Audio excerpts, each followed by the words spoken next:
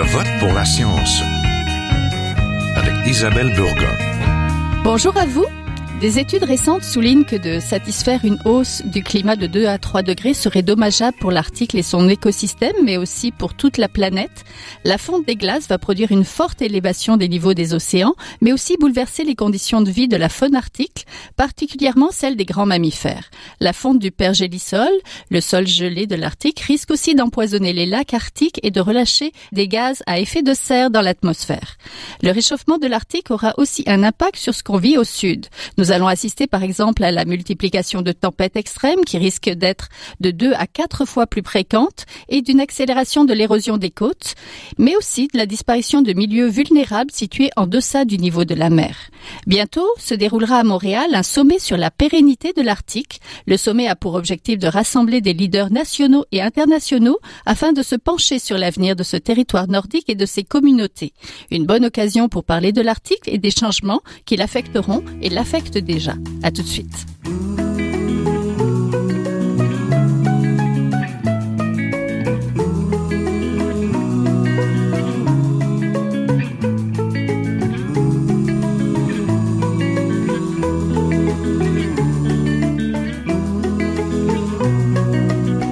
Pour en parler de l'Arctique, nous rejoignons la professeure Anne de Vernal, professeure au département des sciences de la Terre et de l'atmosphère à l'Université du Québec à Montréal et titulaire de la chaire de recherche sur le climat et l'évolution de l'Arctique du passé au futur, CEPAF.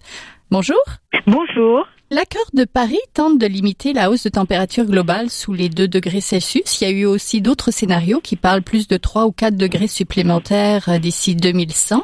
Qu'est-ce que ça signifierait pour l'Arctique? Ça signifie quelque chose d'énorme parce que vous savez, quand il y a une augmentation globale de température de l'ordre de 1 degré dans l'Arctique, au vu de l'amplification arctique, cela signifie un réchauffement qui est phénoménal, de plusieurs degrés. Et il est déjà dépassé, disons le seuil annoncé est déjà dépassé pour ce qui concerne l'Arctique. Et concrètement, les changements se manifestent par une fonte du pergélisol, par une fonte de la glace de mer arctique, un recul tous les étés, la glace de mer arctique sur l'océan Arctique recule un tout petit peu, elle se referme en hiver, mais la glace pluriannuelle, disons qui constituait la glace pérenne de l'Arctique, est en train de prendre du recul et de devenir de plus en plus mince et de plus en plus restreinte dans l'espace. Tout ça, c'est inquiétant. C'est plus qu'inquiétant. Disons que c'est un bouleversement majeur pour ce qui concerne le climat de l'Arctique et même qui a des effets à une échelle globale. Nos connaissances sur l'Arctique sont récentes. On ne peut pas dire qu'on la connaît très bien. Exact. On connaît moins bien le fond de l'océan Arctique que la physiographie de la Lune. On est toujours en train d'explorer l'Arctique. C'est un endroit qui est loin, qui est éloigné, qui est difficile d'accès, qui est un petit peu plus facile d'accès maintenant que le couvert de glace tend à diminuer, mais qui reste quand même très éloigné. Et les observations que l'on a de l'Arctique, qui sont à peu près continues, ont été faites grâce aux satellites. Et il faut savoir que les satellites qui observent l'Arctique de façon continue sont en opération depuis à peu près 78-79. C'est-à-dire qu'on a quelques décennies d'observation et si on veut remonter dans le temps et avoir une idée de la variabilité naturelle de la glace de mer arctique, par exemple, eh bien il faut aller chercher des informations indirectes, des photographies aériennes, des rapports de navigation ou même des archives géologiques. Et ça, c'est ma spécialité. Oui. Il y a encore donc beaucoup d'inconnus. Les fontes de l'Arctique et de l'Antarctique, par exemple, se font pas à la même vitesse. Et une portion encore inconnue des gaz à effet de serre est absorbée par les océans plutôt que de réchauffer l'atmosphère. Exact. Il y a des climatologues qui ont fait une étude qui disait qu'à chaque 5 ans d'attente avant de ralentir la croissance des gaz à effet de serre, on peut rajouter 20 cm à la hausse du niveau des océans. Mais rien n'est sûr. La hausse du niveau des océans est enclenchée et elle va s'accélérer. D'une part, il y a l'effet de l'amplification thermique. Quand on réchauffe de l'eau prend davantage de volume. Et ça, c'est quelque chose qui est en cours, mais qui a quand même une limite dans son effet. Mais ce qui est beaucoup, beaucoup plus inquiétant, c'est la fonte de la calotte groenlandaise, qui représente jusqu'à 6 mètres d'équivalent au niveau de la mer. Oui. Et la calotte groenlandaise a commencé vraiment à fondre de par toutes ses marges, que ce soit du côté de la baie de Baffin ou du côté des mers nordiques. C'est quelque chose d'assez affolant. Comment on mesure le recul des glaces de l'Arctique Avec les satellites, on fait des estimations de volume qui sont extrêmement précises. On évalue à partir des données satellitaires le volume de la calotte. Et par différence, on peut vérifier ce qui a disparu, ce qui est parti vers l'océan. Pour pouvoir l'évaluer. Hein. Vos recherches se portent ce sont des recherches paléoclimatiques et paléo-océaniques. Comment elles nous renseignent sur notre climat? Elles nous renseignent sur les variations naturelles du climat, de l'environnement, avec les changements de température, de salinité. Il y a des changements dans les faunes, dans les flores, dans les populations algales. Et c'est à partir de ces populations algales que je reconstitue les variations des environnements dans le temps. Concrètement, vous vous intéressez aux fossiles? Concrètement, j'étudie les fossiles. J'utilise les populations fossiles comme indicateur des variations dans le temps. Ce sont des fossiles que vous trouvez où? Des fossiles qui sont contenus dans le sédiment marin. Alors, dans un gramme de sédiment marin, lorsque vous vous appelez micropaléontologue, vous pouvez observer des milliers et des milliers de petits restes fossiles. Évidemment, il faut un microscope. Et vous pouvez faire même des analyses de population. Un petit peu comme si vous comptiez les arbres dans la forêt et que vous fassiez la différence entre une savane et une forêt de feuillus. Eh bien, quand vous vous baladez sur une lame micropaléontologique, vous pouvez faire la différence entre des assemblages qui évoquent des froids polaires, une glace de mer qui dure presque toute l'année ou des milieux chauds et salés. Oui, qu'est-ce qu'ils vous disent sur l'évolution du climat en Arctique? Que le climat était globalement très froid pendant l'essentiel du Quaternaire, du Pliocène, que le couvert de glace de mer est quelque chose de très résilient et que les conditions que l'on vit actuellement sont assez exceptionnelles. Il est possible qu'au début, qu'il y a 5 ou 6 000 ans, il y a eu des épisodes occasionnels de réchauffement et de diminution de la couverture de glace dans l'Arctique. Mais sinon, il faut remonter à des millions d'années pour trouver l'équivalent du climat que l'on est en train de voir se développer. Oui, est-ce que ça vous rend pessimiste? Pessimiste, ça dépend ce que l'on vise. Disons que je suis extrêmement pessimiste pour ce qui concerne l'avenir climatique de la planète et l'avenir environnemental de la planète. Bien sûr. Bientôt, à Montréal, se déroulera un sommet sur la pérennité de l'Arctique. Fin mai, il y aura de nombreux leaders nationaux et internationaux. Qu'aimeriez-vous leur dire en fonction de ce que vous savez sur les changements de ce milieu fragile nordique? J'aurais envie de leur dire que les changements sont enclenchés et qu'on ne reviendra pas en arrière et que il faut s'attabler d'ores et déjà maintenant à réduire les gaz à effet de serre, à changer nos modes de vie, à développer d'autres moyens de transport que ceux qui sont utilisés. Il faut absolument changer drastiquement nos façons de faire si on veut éviter des catastrophes écologiques, que ce soit dans l'Arctique ou ailleurs. Le gouvernement veut développer avec le plan Nord, l'industrialisation du Nord.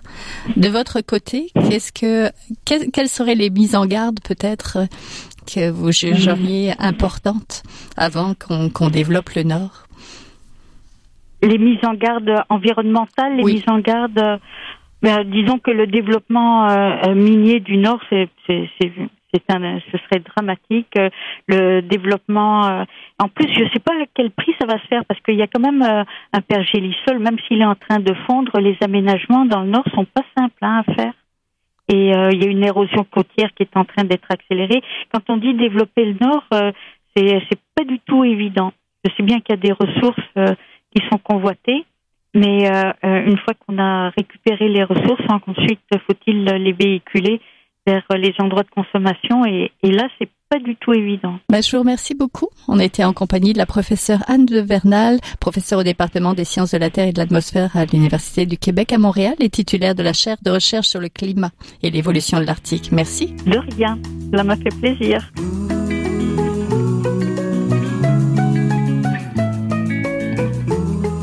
Vous êtes toujours à Je vote pour la science, là où la science rencontre la politique, une émission produite par l'agence Science Presse. Vous pouvez visiter son site internet au sciencepresse.qc.ca.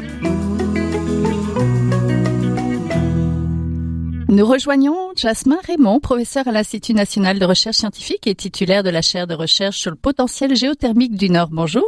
Bonjour. L'an dernier, vous avez fait des campagnes de terrain en Arctique, donc au nord du 49e parallèle. Comment c'est là-bas? C'est sûr que c'est un endroit qui est différent, je dirais, du sud, qu'on connaît et qui est caractérisé par un climat plus froid, une végétation type toundra, et qui est en fait bien différent. Là, le mode de vie des gens est tout à fait différent de celui auquel on est habitué dans le sud. Est-ce qu'on voit déjà les effets des changements climatiques? Tout à fait. Je dirais que les changements climatiques ne sont pas nécessairement ma spécialité de recherche, mais l'Arctique, la planète se réchauffe et les changements climatiques se font sentir le plus au nord. Donc, la fonte du pergélisol, je dirais, a une des conséquences les plus marquées pour ce qui est des villages nordiques, et ça peut donner lieu là, à certaines instabilités au niveau du sous-sol, par exemple au niveau des routes ou au niveau des bâtiments. Ce n'est pas la première fois que vous y alliez. Est-ce que vous avez remarqué des changements? C'est sûr que je dirais qu'avec le temps, les changements que je remarque, moi, c'est que le Nord se développe. On le pense souvent comme un grand, vaste territoire vierge, ce qui est un peu le cas, mais c'est aussi des sites miniers, des villages nordiques, et les populations inuites sont en pleine croissance. Le taux de natalité est quand même important, ce qui fait que les besoins des gens augmentent. Est-ce que sur le terrain, il y a des changements aussi? La glace disparaît et le sol gelé, justement, fond. Est-ce que ça se voit? Au niveau de la glace sur les côtes, tout ça, je ne pourrais pas dire. C'est moins mon domaine d'expertise, mais les changements se voient là, au niveau, du pergélisol. C'est sûr que c'est pas quelque chose qu'on peut voir directement parce que c'est un phénomène qui est sous terre, mais ce qu'on voit en fait, c'est les conséquences du dégel du pergélisol, notamment sur des infrastructures qui peuvent subir certaines déformations comme des routes où il va y avoir des tassements ou des habitations dont les fondations peuvent craquer. C'est des choses comme ça qu'on remarque qui sont une conséquence directe des changements climatiques. Vous vous intéressez à la géothermie. Est-ce que les changements que vit l'Arctique faciliteraient l'implantation de cette technologie? En fait, on s'intéresse à tout ce qui est question énergétique au nord, dans les mines isolées du nord et les villages autochtones. La principale source d'énergie, c'est le diesel. Le diesel qui est utilisé à la fois pour produire de l'électricité ou pour chauffer des bâtiments. Et c'est tout ça a des coûts importants et des conséquences environnementales. Et ce qu'on veut, c'est de trouver des solutions alternatives. Donc, c'est pour ça qu'on se penche sur, par exemple, l'utilisation de l'énergie géothermique pour chauffer des bâtiments et tenter de déplacer un peu l'utilisation du diesel, à court terme peut-être la réduire. Le contexte est pas nécessairement plus favorable dans le nord ou ailleurs, c'est plutôt les problématiques énergétiques qui sont criantes et qui demandent là, de faire des travaux pour améliorer peut-être le bilan énergétique des communautés nordiques. Parlez-nous peut-être de vos recherches et surtout, quel est le potentiel géothermique du Nord? Dans nos travaux de recherche, on regarde à la fois pour les entreprises minières et les communautés isolées. Et on regarde différents types de ressources et technologies géothermiques. D'abord, je pourrais dire les ressources géothermiques superficielles qui sont liées au système de pompe à chaleur géothermique pour chauffer des bâtiments. Donc, dans ce cas-là, on parle d'échangeurs de chaleur qu'on peut installer dans des forages, disons une centaine, 200 mètres de profondeur pour aller refroidir un milieu froid qui est le sol, et transférer cette chaleur-là vers un bâtiment à l'aide d'une pompe à chaleur qui est opérée avec un cycle thermodynamique. Ça démontre un potentiel intéressant pour réaliser à court terme des économies d'énergie, ce qui pourrait être de l'ordre d'environ 40%. Une autre technologie qu'on regarde, c'est le stockage thermique saisonnier. Dans le nord, il est possible d'utiliser des panneaux solaires pour soit produire de la chaleur ou de l'électricité. Par contre, la production se fait qu'une partie de l'année, puisqu'en hiver, le temps d'ensoleillement est plutôt court. Donc, la chaleur qui est produite avec les panneaux solaires, peut être produite l'été, mais on en a besoin l'hiver. Donc, pour essayer de pallier là à cette période-là qui est en fait à la période de temps qui décale la production et l'utilisation de l'énergie, on tente de voir s'il serait possible de la stocker dans le sous-sol à faible profondeur, toujours avec des échangeurs de chaleur dans des forages, et de la soutirer en hiver là où on en a besoin. Oui. Et la troisième option qu'on regarde, ce sont les ressources géothermiques profondes. Là, on parle d'effectuer des forages à 2 à 3 kilomètres de profondeur pour aller chercher de l'eau souterraine qui serait chaude à des températures de peut-être 30 à 60 degrés Celsius pour l'utiliser directement pour faire le chauffage de bâtiments. Oui, quels sont justement les besoins énergétiques? Là, vous avez parlé de chauffage. Est-ce que il y a besoin aussi d'énergie pour développer une agriculture, pour développer peut-être faciliter l'industrialisation? Je ne sais pas. Oui, c'est sûr que à la base, toute société a besoin d'énergie pour fonctionner et idéalement d'énergie provenant de sources propres pour assurer un approvisionnement qui est stable et durable. Dans le Nord, 50% à peu près des besoins énergétiques concernent le chauffage.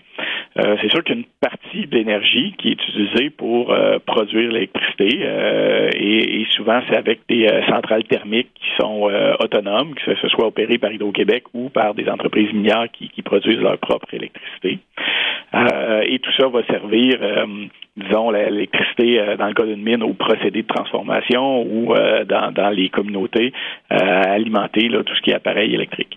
Par contre, utiliser cette électricité-là pour faire du chauffage, ce ne serait pas très efficace parce que déjà le taux de conversion là, d'une centrale thermique, lorsqu'on prend l'énergie fossile, on la convertit en électricité, c'est 30-40%. Donc, pour chauffer, on utilise directement les combustibles avec des fournaises au diesel.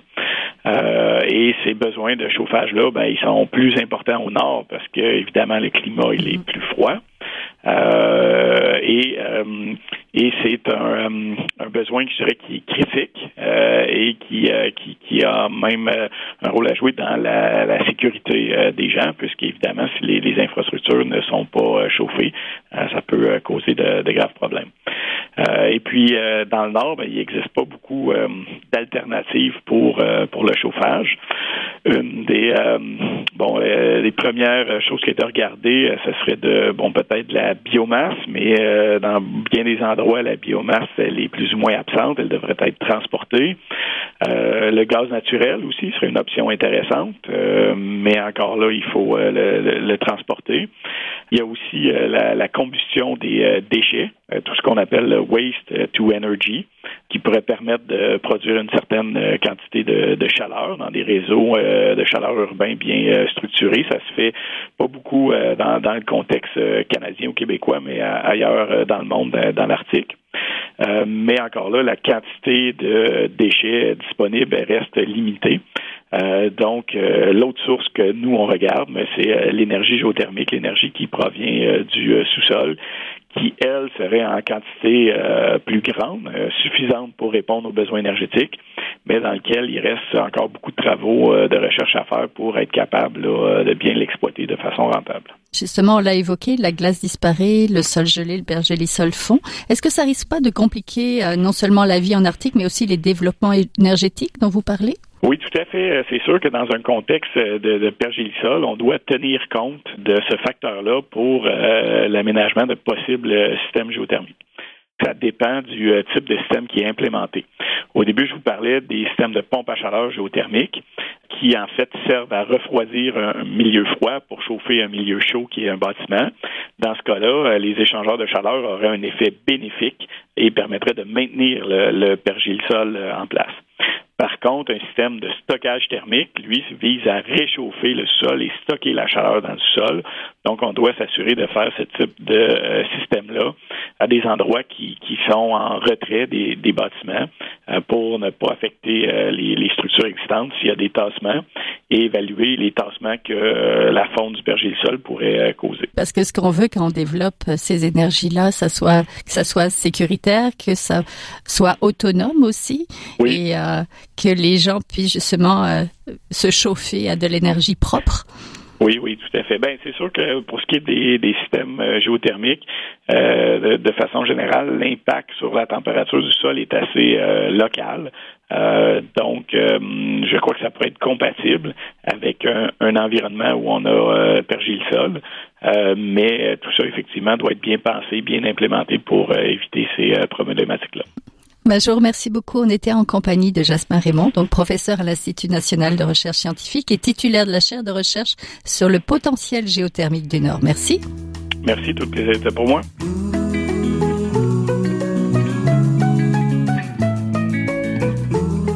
Vous êtes toujours à Je vote pour la science, là où la science rencontre la politique, une émission produite par l'agence Science Presse. Vous pouvez visiter son site internet au sciencepresse.qc.ca.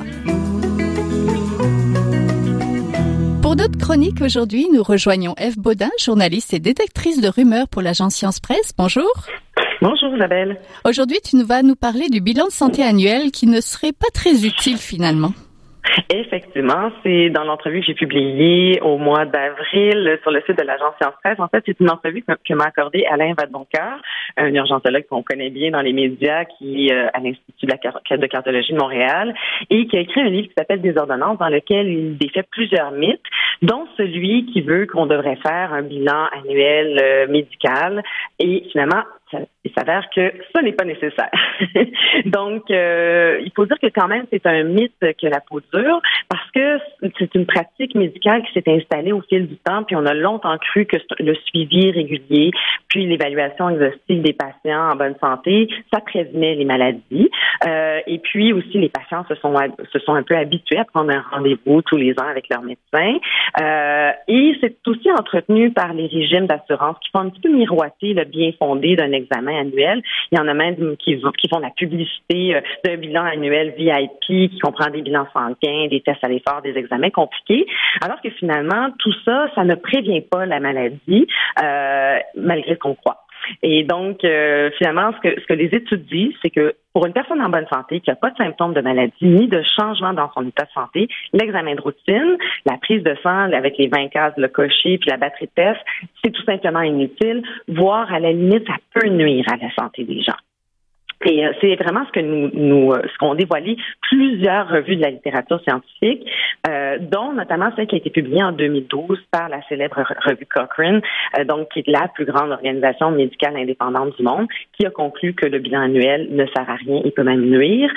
Pourquoi nuire? C'est que les tests de dépistage qui sont effectués à l'aveugle peuvent avoir des répercussions importantes. Donc, des faux positifs, par exemple, donc stress inutile. Puis aussi, il y a des tests qui sont invasifs qui peuvent parfois être parfois même dangereux pour la santé des gens. Et c'est la raison pour laquelle le Collège des médecins du Québec a aboli l'examen médical périodique en 2015 et plus récemment, le groupe d'études canadien sur les soins de santé préventifs a réclamé la fin du bilan annuel pour le remplacer par des activités de promotion de la santé qui sont adaptées à l'âge et aux facteurs de risque aussi. Mais il y a certains qui pensent que cette mesure a été adoptée pour économiser de l'argent? Oui, effectivement, il y a des gens qui pourraient penser ça, mais il y a aussi des gens qui sont très soulagés d'être libérés de ce qu'ils voyaient comme une obligation contraignante d'aller voir le médecin, malgré le fait qu'il n'y avait pas de symptômes qui se trouvaient en bonne santé, etc. Donc, il y a deux façons de voir les choses, mais ce qu'il faut voir vraiment, c'est que c'est plutôt positif. En fait, c'est positif. Parce que finalement, on abandonne quelque chose qui n'a pas fait ses preuves, et ça a été conclu par de nombreuses études, comme je viens de le mentionner. D'autre part, ça occupait beaucoup l'emploi du temps des médecins de famille ligne.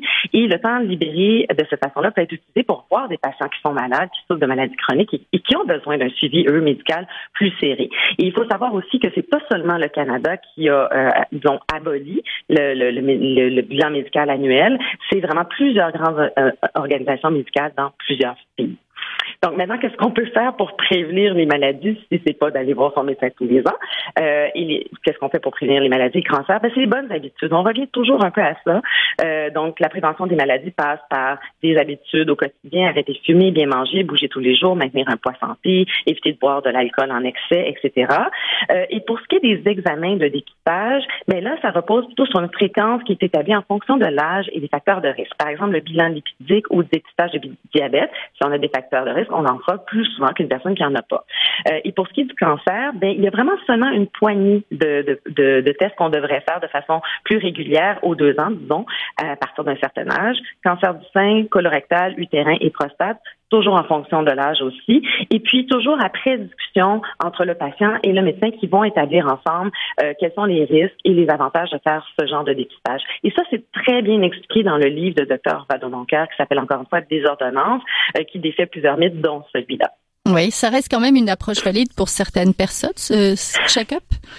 Oui, le check-up annuel, oui, en fait, il reste vraiment utile pour les gens qui ont une maladie chronique, évidemment aussi si notre état de santé change pour une raison ou une autre, on prend beaucoup de poids, on sent moins bien, on va voir son médecin et on va aussi voir son médecin pour renouveler ses prescriptions, faire un dépistage d'infection ITS-PSS, des comportements à risque, des vaccins.